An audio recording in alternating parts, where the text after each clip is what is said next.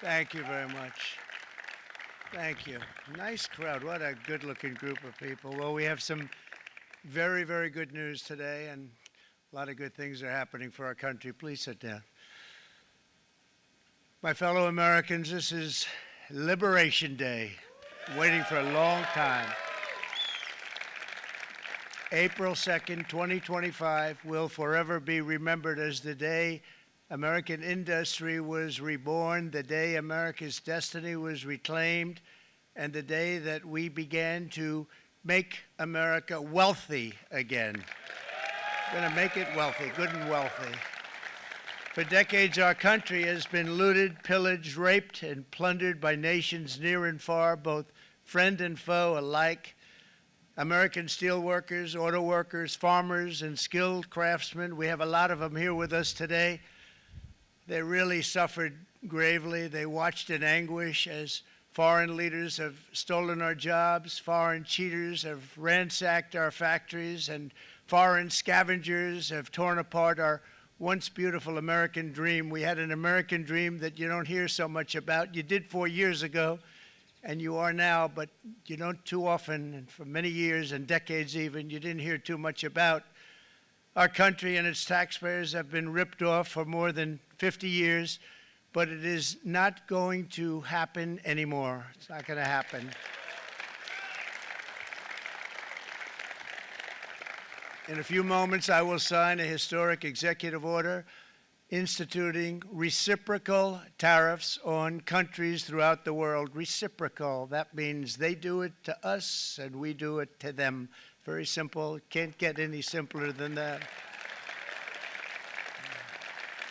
This is one of the most important days, in my opinion, in American history.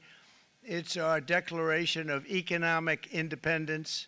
For years, hardworking American citizens were forced to sit on the sidelines as other nations got rich and powerful, much of it at our expense. But now it's our turn to prosper, and in so doing, use trillions and trillions of dollars to reduce our taxes and pay down our national debt, and it'll all happen very quickly. With today's action, we are finally going to be able to make America great again, greater than ever before.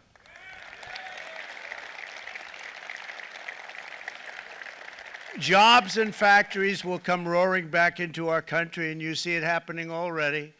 We will supercharge our domestic industrial base. We will pry open foreign markets and break down foreign trade barriers. And ultimately, more production at home will mean stronger competition and lower prices for consumers. This will be indeed the golden age of America. It's coming back. We're going to come back very strongly. We're pleased to be joined on this momentous occasion by Vice President J.D. Vance. J.D., thank you.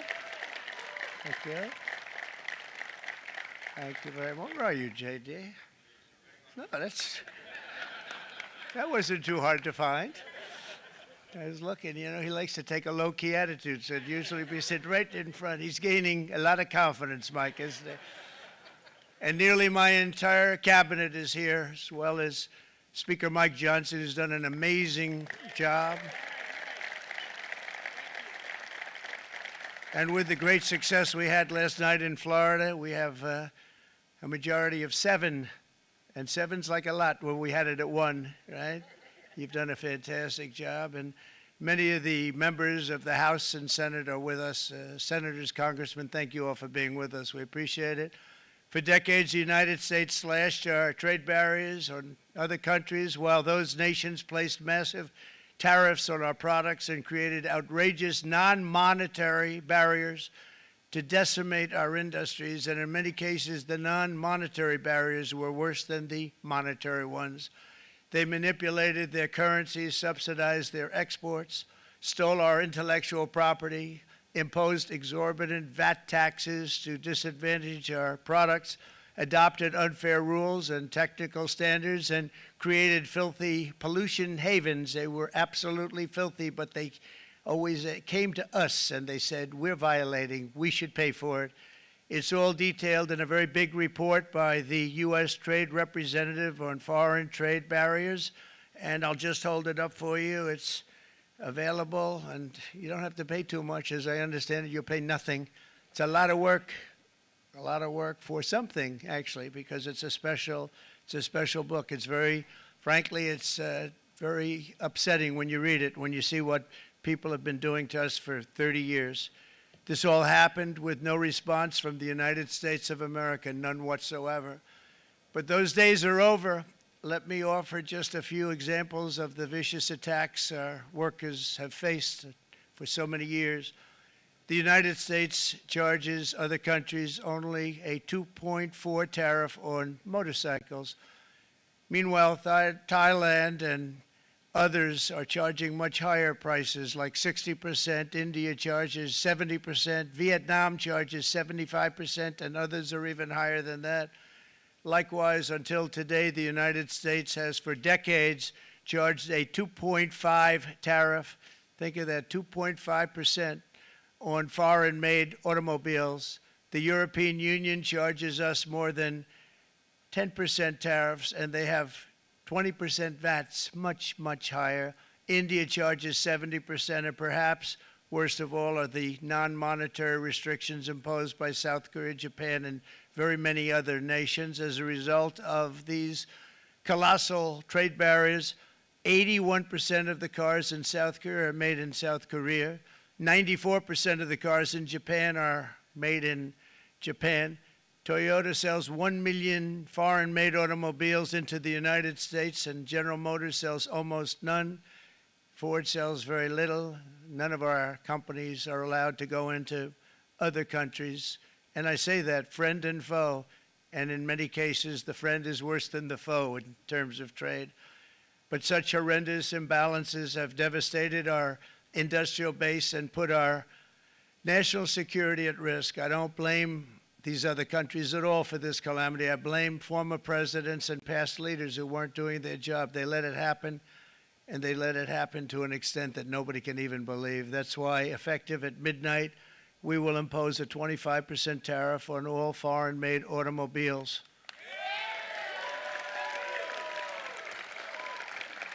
Thank you. Brian, I'd like to have you come up here for a second, okay?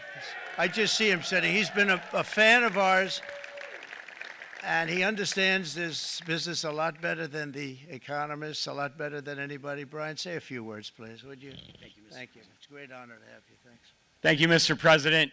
I grew up just north of Detroit, Michigan, in Macomb County, known as the home of the Reagan Democrats. My first vote for president was for Ronald Reagan. I thought that was going to be the best president I ever saw in my lifetime until Donald J. Trump came along. I have watched my entire life, I have watched plant after plant after plant in Detroit and in the metro Detroit area close. There are now plants sitting idle. There are now plants that are underutilized, and Donald Trump's policies are going to bring product back into those underutilized plants. There's going to be new investment. There's going to be new plants built. And the UAW members, and I brought 20 of them with me, they're sitting right over here. We support Donald Trump's policies on tariffs 100%. So, Mr. President, we can't thank you enough. And in 6 months or a year, we're going to begin to see the benefits. I can't wait to see what's happening 3 or 4 years down the road. Thank you, Mr. President. Thank you so much. Thank you. What a great guy. He got it right from the beginning. He got it before almost anybody else. This group over there, they got it too. And you know, we won the state of Michigan. We won almost all of them, but we won Michigan by a lot, and I want to just thank you all. The auto workers were fantastic. The Teamsters were fantastic. Everyone was pretty good, I will tell you. Thank you very much. I appreciate it. You're going to be very happy very soon, and you probably see what's happening with all of the, not only car companies, but car companies in particular. You see it with all of the ones they're moving, they're announcing day in, day out. You're seeing it. Nobody's ever seen anything like that. With today's actions, we're also standing up for our great farmers and ranchers who are brutalized by nations all over the world. Brutalized. Canada, by the way, imposes a 250 to 300% tariff on many of our dairy products. They do the first can of milk.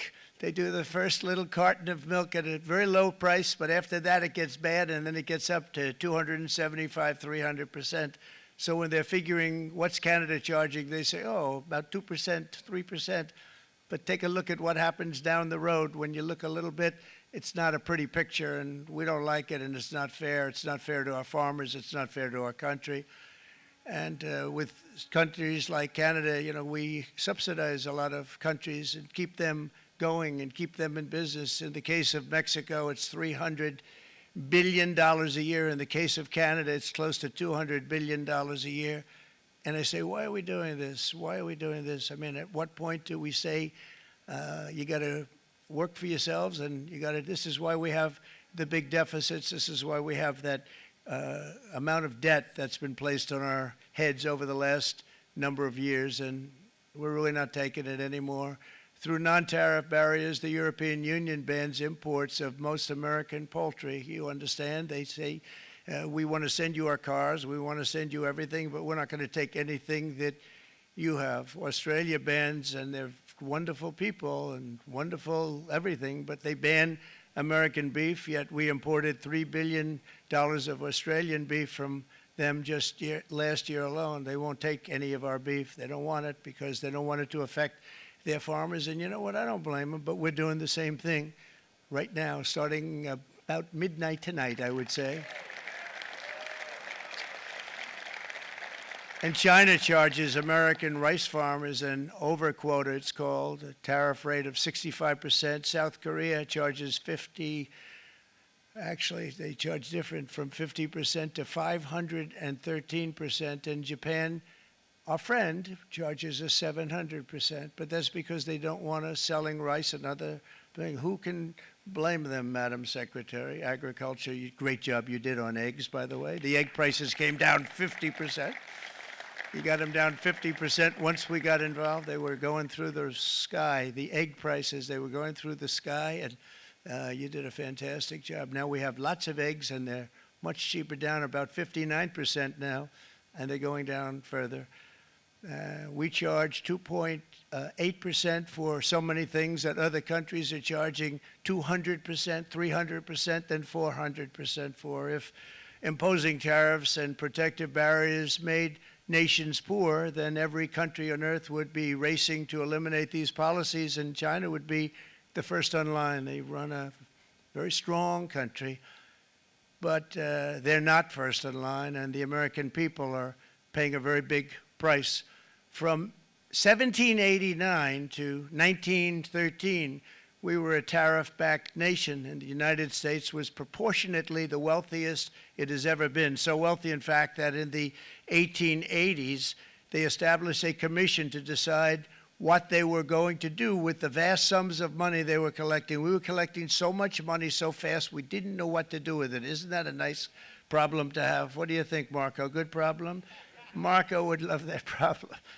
But we don't have that problem anymore, but we're not going to have it very much longer, I will tell you. But they collected so much money, they actually formed a commission to determine what they were going to do with the money, who they were going to give it to, and how much.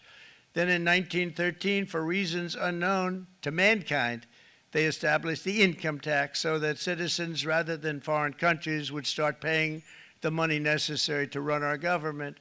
Then in 1929, it all came to a very abrupt end with the Great Depression, and it would have never happened if they had stayed with the tariff policy. It would have been a much different story. They tried to bring back tariffs to save our country, but it was gone. It was gone. It was too late. Nothing could have been done. It took years and years to get out of that depression, far longer than even FDR had that office right over there for a long period of time. The ramp system, that's rather intricate, was built because of him, and every time you walk up, you think of him, and he did a great job in many ways, but it lasted long beyond his terms, as you know. But it's not too late any longer, and we're going to start being smart, and we're going to start being very wealthy again. We're going to be wealthy as a country because they've taken so much of our wealth away from us. We're not going to let that happen. we truly can be very wealthy. We can be so much wealthier than any country. It's not even believable, but we're getting smart. Nearly a century later, in the face of unrelenting economic warfare, the United States can no longer continue with a policy of unilateral economic surrender. We cannot pay the deficits of Canada, Mexico, and so many other countries. We used to do it. We can't do it anymore. We take care of countries all over the world. We pay for their military. We pay for everything they have to pay. And then when you want to cut back a little bit, they get upset that you're not taking care of them any longer. But we have to take care of our people, and we're going to take care of our people first. And I'm sorry to say that.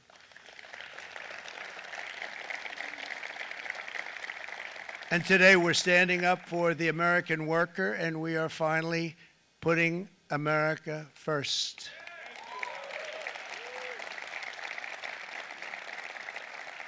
In sleepy Joe Biden's last year in office, the United States hemorrhaged 100,000 manufacturing jobs, and the number was going through the roof at levels never seen before.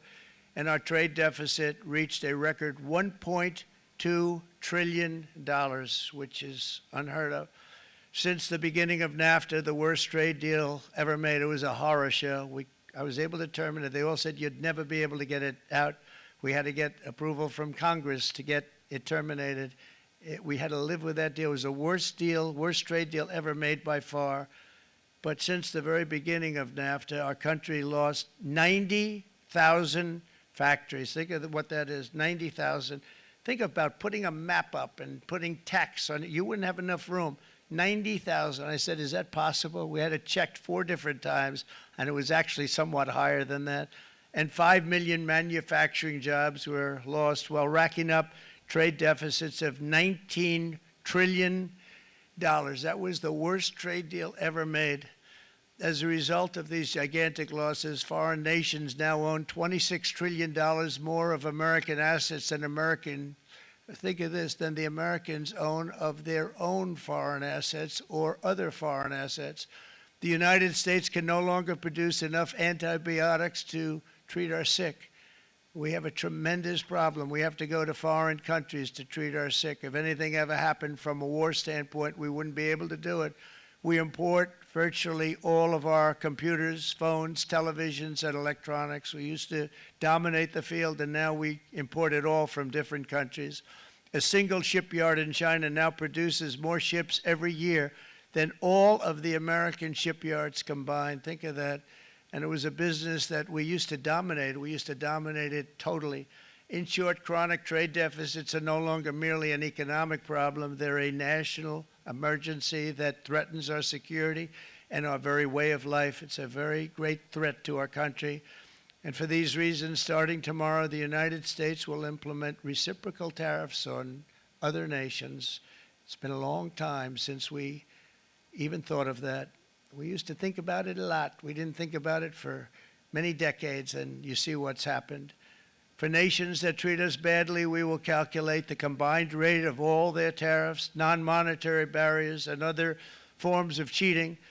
And because we are being very kind, we're kind people, very kind. You're not so kind when you got ripped off with your salaries. My auto worker friends and my Teamster friends and all of the unions that typically voted Democrat, they're not voting Democrat anymore because worker, whether union or non-worker, they're for the Republicans now. That's what happened. But we will charge them approximately half of what they are and have been charging us. So the tariffs will be not a full reciprocal. I could have done that, yes, but it would have been tough for a lot of countries who didn't want to do that. I'd like to see the chart if you have it. Could you bring it up, Howard? This is our great Secretary of Commerce, Howard Lutnick. Thanks, Howard. So if you look at that, China, first row, China, 67%. That's tariffs charged to the USA, including currency manipulation and trade barriers. So 67%, I think you can, for the most part, see it. Those with good eyes, with bad eyes. We didn't want to bring, it's very windy out here. We didn't want to bring out the big charts because it had no chance of standing. Fortunately, we came armed with a little smaller chart. So it's 67%, so we're going to be charging a discounted reciprocal tariff of 34%. I think, in other words, they charge us, we charge them less. So how can anybody be upset? They will be, because we never charge anybody anything, but now we're going to charge. European Union, they're very tough, very, very tough traders. You know, you think of European Union, very friendly. They rip us off. It's so sad to see. It's so pathetic. 39%, we're going to charge them 20%, so we're charging them essentially half. Vietnam, great negotiators, great people. They like me, I like them. The problem is they charge us 90%. We're going to charge them 46% tariff. Taiwan, where they took all of our computer chips and semiconductors. We used to be the king, right? We were everything. We had all of it. Now we have almost none of it, except the biggest company is coming in. We're going to end up with almost 40%. Lee Zeldin's working to get their approvals. And it's an amazing company. Mr. Wei, of one of the great companies of the world, actually. They're coming in from Taiwan, and they're going to build one of the biggest plants in the world, maybe the biggest for that. But 64%, we're going to charge them 32%. Japan, very, very tough, great people. And again, I don't blame the people for doing it. I think they're very smart in doing it. I blame the people that sat right in that Oval Office, right over there, right behind the Resolute desk or whichever desk they chose. Japan, 46%. They would charge us 46%, and much higher for certain items like cars, you know, little items like cars. 46%, we're charging them 24%. India, very, very tough, very, very tough. The Prime Minister just left, and he's a great friend of mine, but I said, you're a friend of mine, but you're not treating us right. They charge us 52%. You have to understand, we charge them almost nothing for years and years and decades, and it was only 7 years ago when I came in, we started with China and charged them. We took in hundreds of billions of dollars from China in tariffs, and they understood, honestly. President Xi understood. He said, look, I understand, and the other countries, and they all understand. We're going to have to go through a little tough love, maybe, but they all understand. They're ripping us off, and they understood it. Prime Minister of Japan, Shinzo Abe. He was a fantastic man. He was unfortunately taken from us, assassination. But I went to him and I said, Shinzo, we have to do something. A trade is not fair. And he said, I know that, I know that. And he was a great gentleman. He was a fantastic man, but he understood immediately what I was talking about. I said, Shinzo, we have to do something. He said, I know that. And we worked out a deal, and it would have been a much better deal, but frankly, there were many years left on the deal that was made previous to my getting there, but it was something. If you look at Switzerland, 61% to 31%. Indonesia, Malaysia, Cambodia. Oh, look at Cambodia, 97%. We're going to bring it down to 49. They made a fortune with the United States of America. United Kingdom, 10%, and we'll go 10%. So we'll do the same thing. South Africa, 60%, 30%, and they've got some bad things going on in South Africa. You know, we're paying them billions of dollars, and we cut the funding because a lot of bad things are happening in South Africa. The fake news ought to be looking at it. They don't want to report it. Brazil, 10%, 10%. Bangladesh is 74%. So you see what's going on. Pakistan, 58%. Sri Lanka, 88%. So what we're doing is we're taking not the full, we could take the full 88%. Thanks a lot, Harold. He's doing a very good job. How's he doing, all right? I think you better take it with you. It's not going to last very long. He's going to put it, it's going to follow you down with the wind. I brought a hat just in case it got too windy, but here, would anybody like a hat? I'm not giving it to a cabinet. I'm giving it to the auto workers. Come here.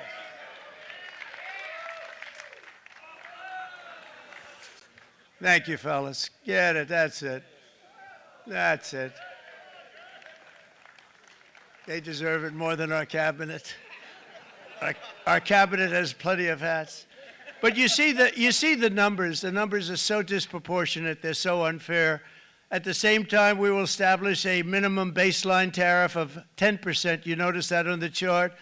And that'll be on other countries to help rebuild our economy and to prevent cheating. So we're going to have a minimum of cheating, and we're going to be very severe on the people that at the gate that watch the tariffs and watch the product coming in, because there's been a lot of bad things happening at the gate because the money is so enormous that you're talking about. There's never been probably anything like it in terms of the enormity, and there are a lot of bad things happen at the people that do the check-in, and they're looking at 10-year jail sentences if they do play. We're going to treat them so good, but if they cheat, the repercussions are going to be extremely strong. Foreign nations will finally be asked to pay for the privilege of access to our market, the biggest market in the world. We're right now the biggest market in the world. We had a great country 4 years ago in terms of the economics. We were doubling up on China. We were doing so well. Nobody was going to catch us, but so much of it slipped away over the last 4 years under Biden. I campaigned on this policy throughout last year, and today that promise was made, and it was also a promise, as you know, that was kept. Promises made, promises kept. To any company that objects to our common sense reciprocal tariffs, again, reciprocal, back and forth, back and forth. And I call this kind reciprocal. This is not full reciprocal. This is kind reciprocal. But what we do is we cut it in half. We charge them. My answer is very simple if they complain. If you want your tariff rate to be zero, then you build your product right here in America, because there is no tariff if you build your plant, your product in America. And we've seen companies coming in like we've never seen before. Likewise to all of the foreign presidents, prime ministers, kings, queens, ambassadors, and everyone else who will soon be calling to ask for exemptions from these tariffs. I say, terminate your own tariffs, drop your barriers, don't manipulate your currencies. They manipulate their currencies like nobody can even believe, which is a bad, bad thing and very devastating to us. And start buying tens of billions of dollars of American goods. Tariffs give our country protection against those that would do us economic harm. And many people were looking to do us economic harm. Maybe not so obviously, but they were doing tremendous economic harm. But even more importantly, they will give us growth. These tariffs are going to give us growth like you haven't seen before. And it'll be something very special to watch. I am so looking forward. And Brian, it's going to happen even faster than you said. You know, you might say, but it's already started. It's already started. Work's already begun on plants all around the country. And you see that as before. These are big, rich companies. We have $61 billion started on a big plant going up. It's going to be announced over the next 2 days, and they already started work. Many of these the biggest companies in the world, they've committed to build, build, build. We're going to build, build, build, sir. And they came here to see me, and they wanted to know if they could have a press conference. I do as many as I can. I'm pretty busy trying to stop Russia and Ukraine and the Middle East. We got to stop that. We got to stop the Houthis, which we're making tremendous. They like shooting ships down and out of the water, sinking ships. They get a kick out of it, but they're not getting such a kick out of it now, are they, Mr. Secretary? They're not getting such a kick out of that now.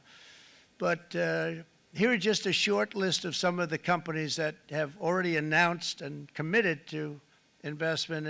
And this is a company that built its factories and its plants in China. Apple is going to spend $500 billion. They never spent money like that here. They're going to build their plants here.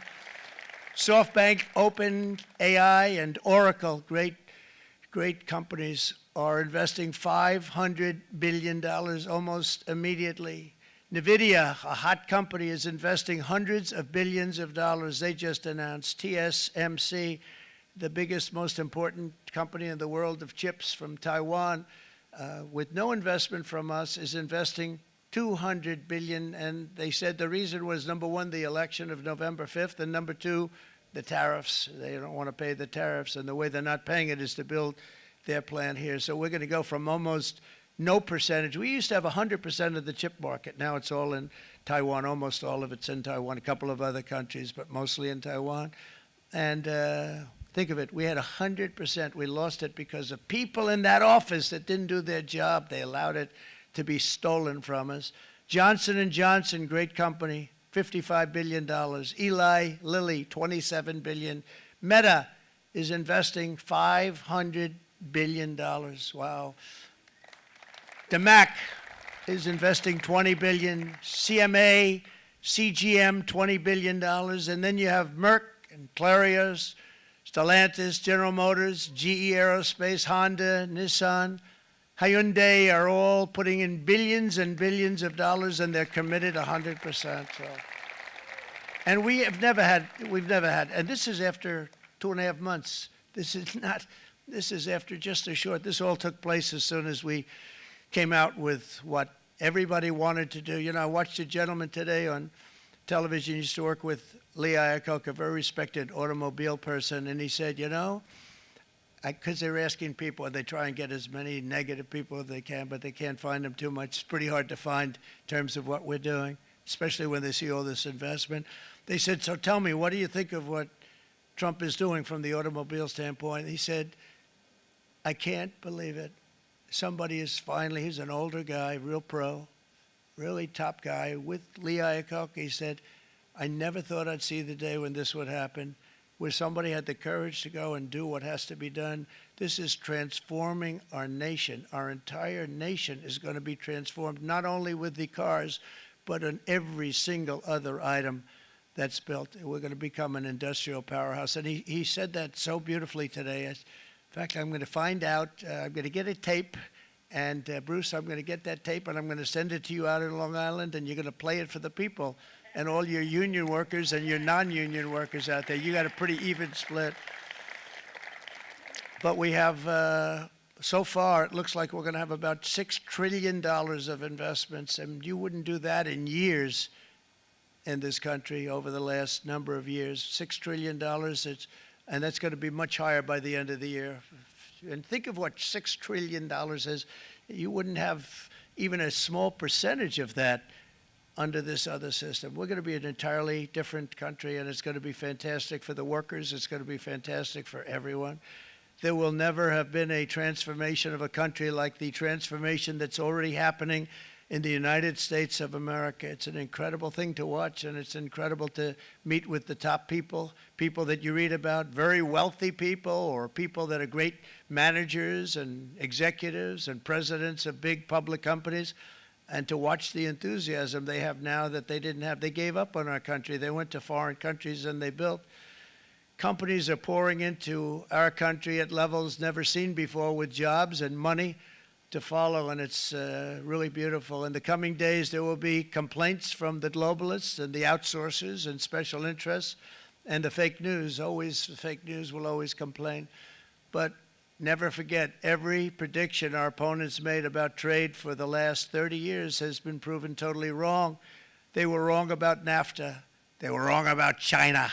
They were wrong about the Trans-Pacific Partnership, which would have been a disaster if I didn't terminate it. If I didn't terminate that, United Auto Workers, you would have had no jobs in this country. You would have had no jobs. It was all going to other countries.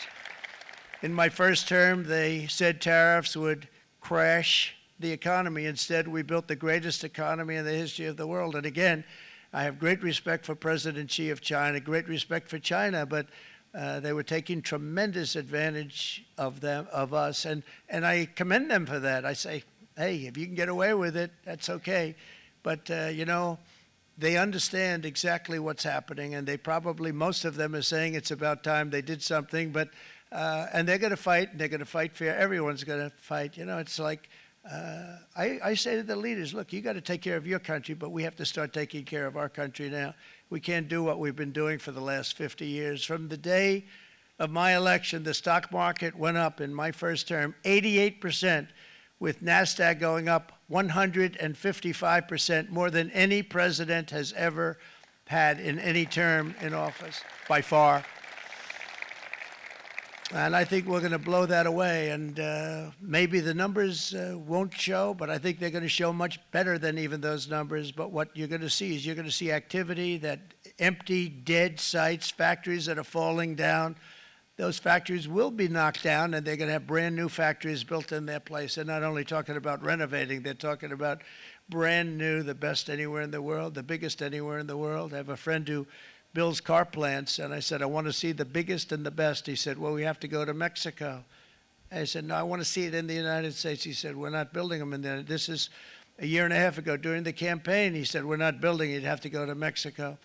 When I was starting to decide to run, and I went to number one in the polls very rapidly, I want to say, like let's say in the first hour, and then shortly thereafter, it looked like I was going to win, and the fake news was saying, "Oh no, don't do this." What they don't know is if I didn't win, they would have really been in trouble, because nobody wants to read them anyway. But I tell you what, when it looked like I was going to win, I announced that I was going to be doing exactly what we're talking about today. Great consistency, actually, because I've been talking about it for 40 years, but because I saw what was happening 40 years ago. If you look at my old speeches when I was young, very handsome, my old speeches, and that people would say, I'd be on a television show, I'd be talking about how we were being ripped off by these countries. I mean, nothing changes very much. The only thing that changed were the countries, but nothing really changes. But it's why it's such an honor. It's such an honor to be finally able to do this. If you look at China, I took in hundreds of billions of dollars in my term, hundreds of billions. They never paid 10 cents to any other president, and yet they paid hundreds of billions, so much so that Biden couldn't do anything. They wanted to try and terminate it because he had a very special relationship with China. You know what the relationship was? He had a special relationship.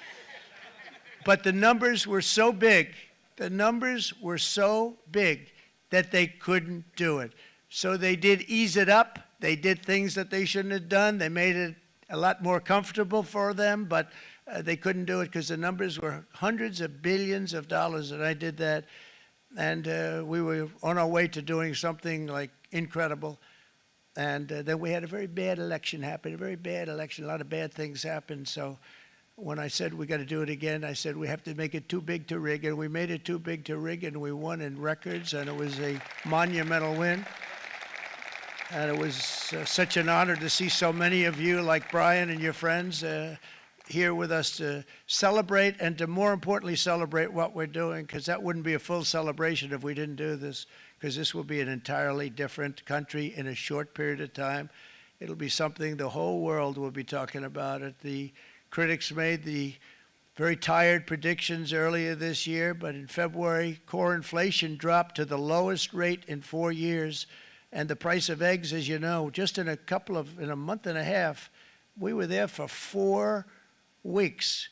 And the first week, I got blamed for eggs. I said, I just got here. They said eggs have gone up at like 250%, and you can't get eggs. And they were going crazy. And I said, I just got here.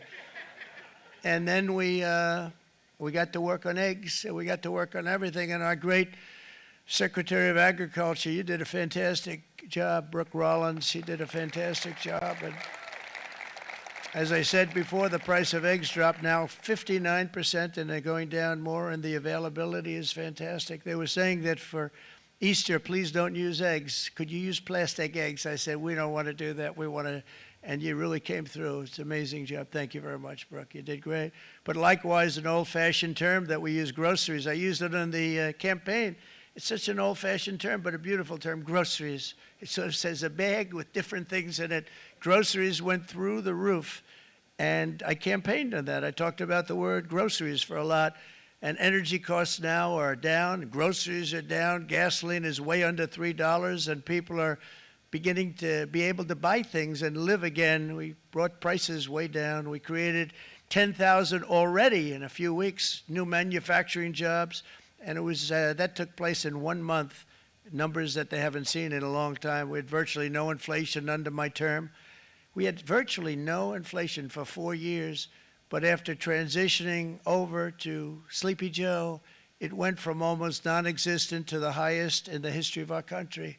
They had the highest inflation in the history of our country, brought up by energy and bad spending and bad policy, and a lot of bad things happened. How about allowing millions and millions and millions of people to pour into our country with open borders, where it's so sad to see even now, And I see our great secretary you have done. Stand up, please, Christy. Stand up. Christy Nome. And Tom Holman.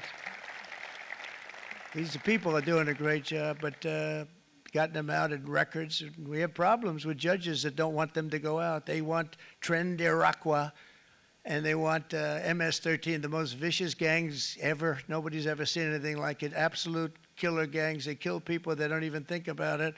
And we put them out, and we have judges now, radical left judges that want to, they don't want them to go out. They want them to even be brought back. Let's bring them back. You've done a fantastic job, and please thank everybody. Homeland Security, thank everybody. Appreciate it.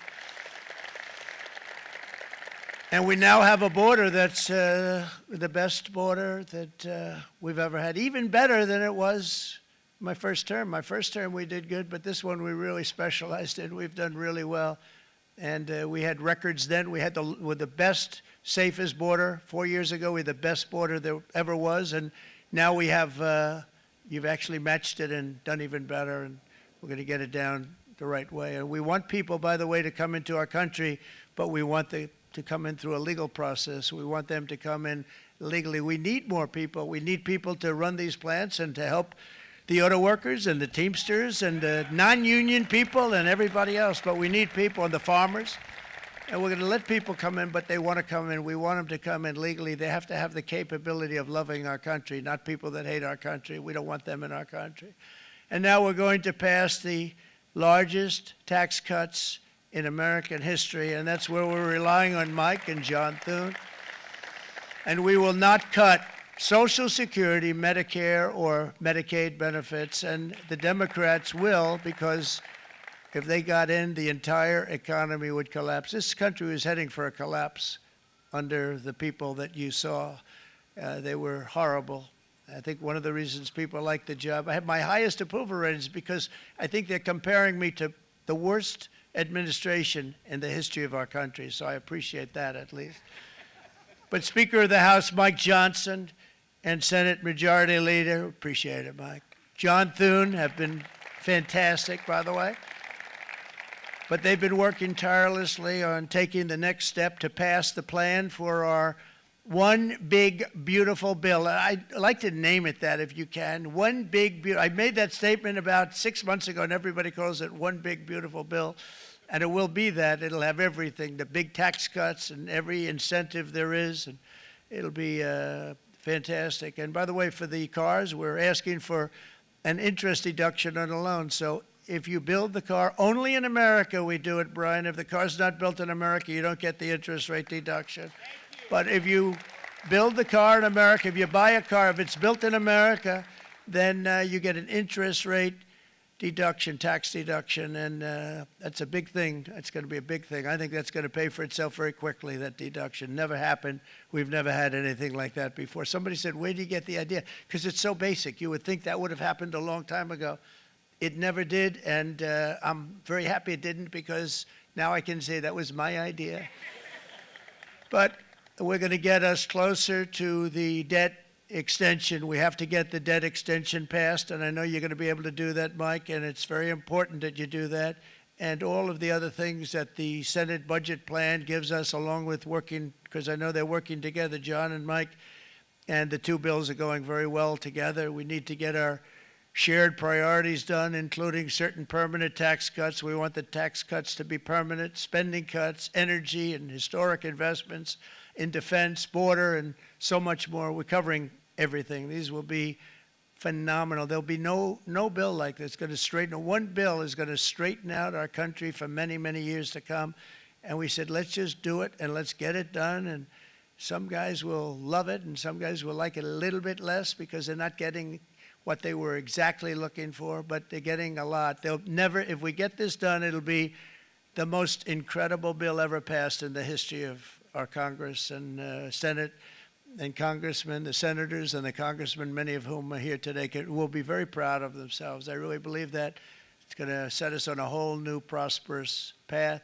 We're going to cut spending and right-size the budget back to where it should be. We're going to do that very strongly. Thank you, Rick. Thank you. John, thank you. Oh, look at all of our senators over there. Oh, boy. That's a nice group of people. But I won't like them so much if they don't get this bill done. That's a great group, and Congressman, thank you very much. I appreciate it. Tremendous people. The Senate plan has my complete and total support, and the House plan likewise is very similar. They're moving along pretty much at the same clip, and as soon as you're ready, you'll show it to me, and I'm sure it'll have my support, Mike. Every Republican congressman and senator must unify. We have to unify. We can't be separated. We have to get it done. We have to get absolutely everything we can, and we have to take care of the American people. That's the only thing that matters. We have to take care of the American people first. We need to pass this bill immediately, get it done, including debt extension. From this day on, we're not going to let anyone tell us that American workers and families cannot have the future that they deserve. We're going to produce the cars and ships, chips, airplanes, minerals, and medicines that we need right here in America. The pharmaceutical companies are going to become roaring back. They're coming roaring back. They're all coming back to our country because if they don't, they got a big tax to pay. And if they do, I'll be very happy, and you're going to be very happy, and you're going to be very safe. We're going to build our future with American hands, with American heart, American steel, and we're going to build it with American pride like we used to. We're approaching our 100th day as president and have been given credit by a lot of people, actually, even some of the fake news. Can you believe it? Which in this case hopefully isn't fake, for having done more in that time than any other administration in the history of our country in the first 100 days. I think we've had an amazing in terms of what we've done, what we've gotten accomplished. I'd like to see if we can get that war ended and another war from not starting in the Middle East. We have to get Russia. They're losing 2,000 on average, 2,500 people a day, young people, soldiers, Russian. Think of that, 2,500 through some days, but on average, probably over about a 1 week period, it's 2,712, they say. They're losing those soldiers. They're dying. They're being decimated. And they're not from our country, but they're from other countries. But they're human beings. They're from Russia. They're from Ukraine in this period, most of them. And we're going to get it stopped. It's a senseless war that would have never happened if I was president, and it shouldn't be allowed to go on. And I think we're being given good cooperation by Russia and by Ukraine, but we have to get it stopped. It's humanity. It's humanity. It's a terrible thing. This will be a very big moment. I think you're going to remember today. It's going to be a free nation that we're dealing with. We're going to have a very free and beautiful nation. It's going to be Liberation Day in America, and it's going to be a day that hopefully you're going to look back in years to come and you're going to say, you know, he was right. This has turned out to be one of the most important days in the history of our country. God bless you and God bless America. Thank you, everybody. Thank you very much. Thank you. Thank you very much.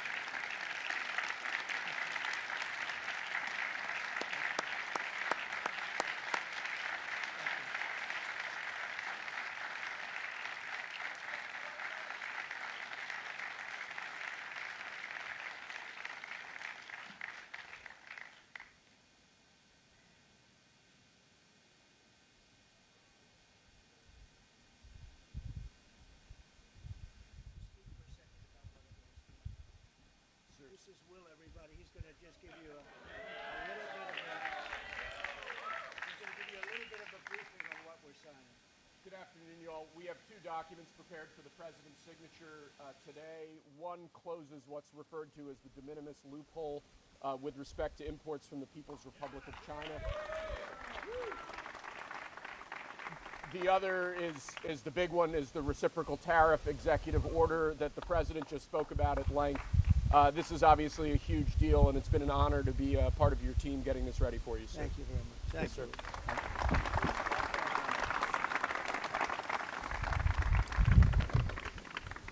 This is big stuff.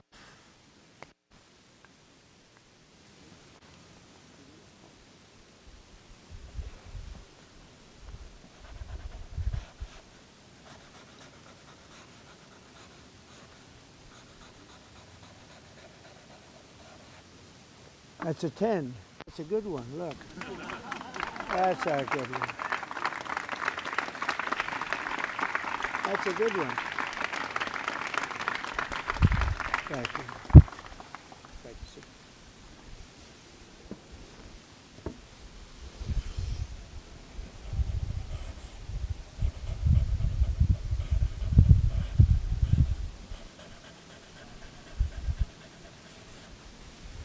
Okay, thank you very much. I'm going to hand out these pens now, if I can. Come on over. Yeah.